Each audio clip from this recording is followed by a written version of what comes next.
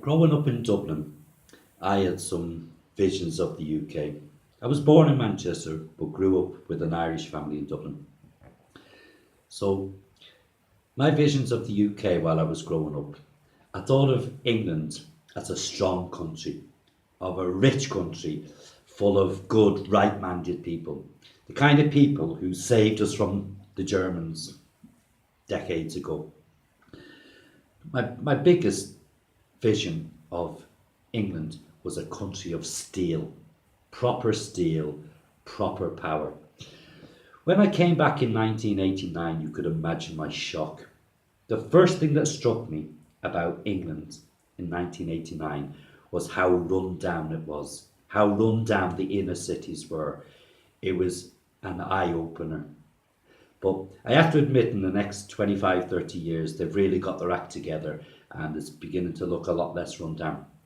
The other thing that struck me back then was how so much of the country was dependent on benefits. The benefit dependency in the UK at the start of the 1990s was ridiculous. I knew so many able bodied young men who never worked. They had homes, they had a weekly payout, they didn't feel the need to work. They told me so.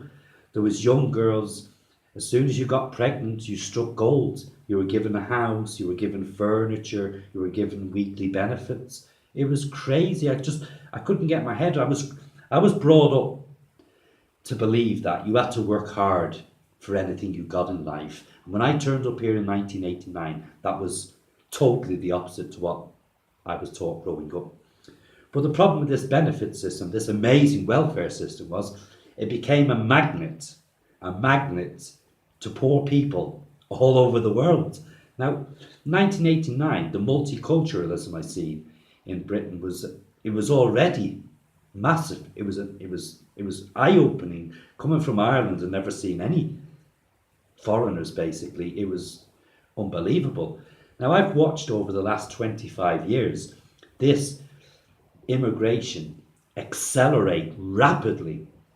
And in that time, I've worked everywhere on the western side of the UK. That's from Glasgow all the way through right down to Bristol, including the Midlands and the East Midlands. So I've worked at least 50% of this country. And the thing that strikes me most is in that time, my eyes have taken in various cities, towns, and various people, nationalities. And my eyes just keep telling me that what they have seen in the last 25 years does not match anywhere near, anywhere close to the official figures the government give regarding the population of this country and the makeup of that population. Now, I'll give you an example. I lived in Blackburn for 8 years, and in that time, I probably have set eyes on practically everybody who lived in Blackburn. And looking at the 2012 census, they claimed that Blackburn was 26% Muslim. Well, my eyes tell a different story, okay? My eyes tell me that Blackburn is 45% Muslim, at least. And anybody else in Blackburn will verify that. So why the lies? Why the discrepancy? And the thing is, I haven't got any issue with the makeup of the country. I could care less what nationality the people are who are here, but why the lies? Is it to protect the Muslim votes? Is it for fear of the PC brigade? Or is it, well, I suspect, the fear of the indigenous English population actually realising the truth as to how many immigrants and non-English people actually live in their country? Now, as I said, my main concern is not the makeup of the population, but I have a massive concern with the actual total population.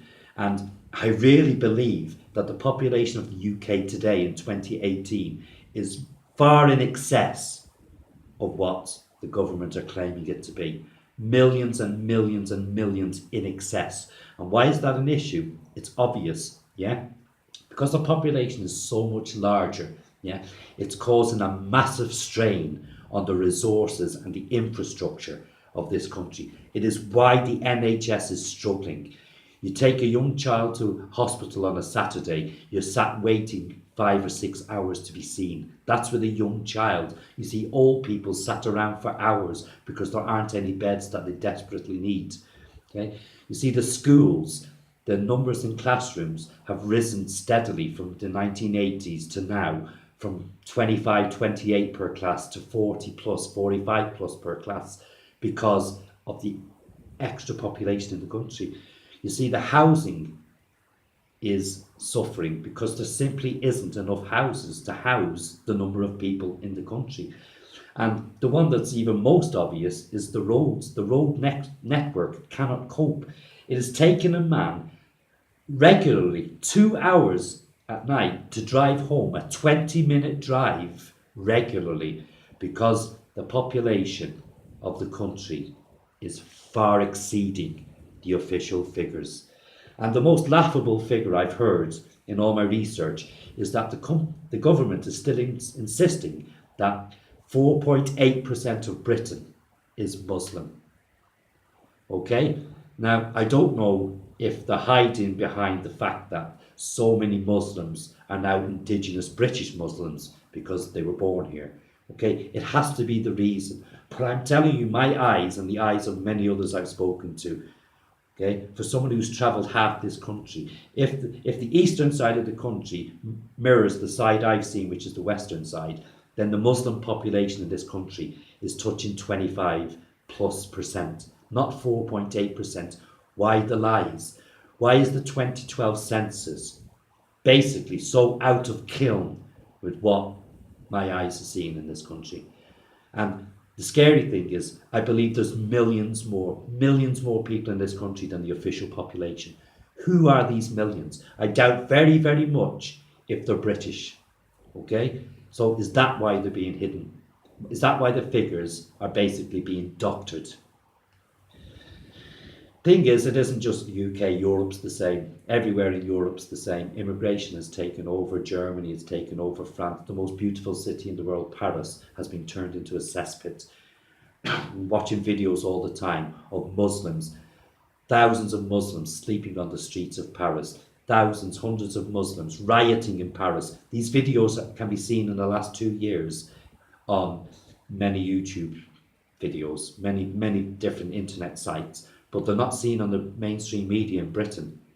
Not seen any rioting migrants in any cities in Europe. It's happening, but it's not being shown on mainstream media. Why not?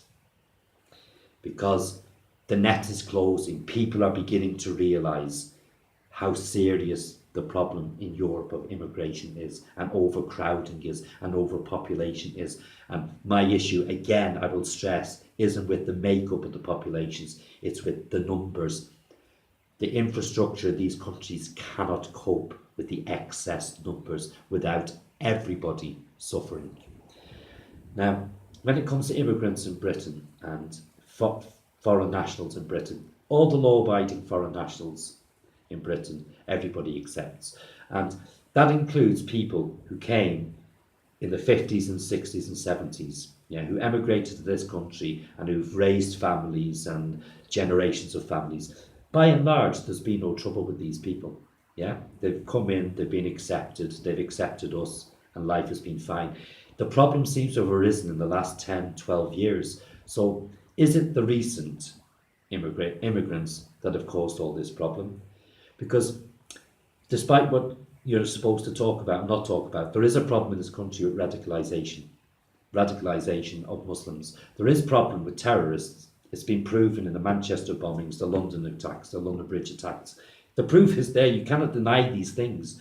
And it's also been proven that there are Muslim grooming gangs operating in various locations of this country, raping, and procuring and grooming young English girls. Again, they've been to court, they've been convicted, it's been proven. These things are happening in Britain. So it's only right that British people have got an issue with them, have got a problem with them. You would have to be insane not to have a problem with these. But the problem in this country is you're not allowed to say you have a problem with them without being classed as a racist or a bigot. It's crazy. What's happening in the country is crazy. And the real problem now is that there's no easy solution. The problem is here. Brexit could have been a solution had it happened 20 years ago. But Brexit now, although mainly voted for by people who are worried about the immigration problem, Brexit's going to have very little effect on the immigration problem because the problem is already here.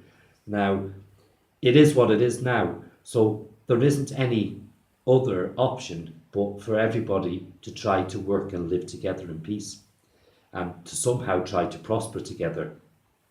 The only thing I can suggest is there needs to be a concerted effort to somehow keep the population down because the infrastructure and the country cannot cope with the population rising at the rate it is now. It cannot cope now. So how's it going to cope in a few years' time when there's another 5 or 6 million people?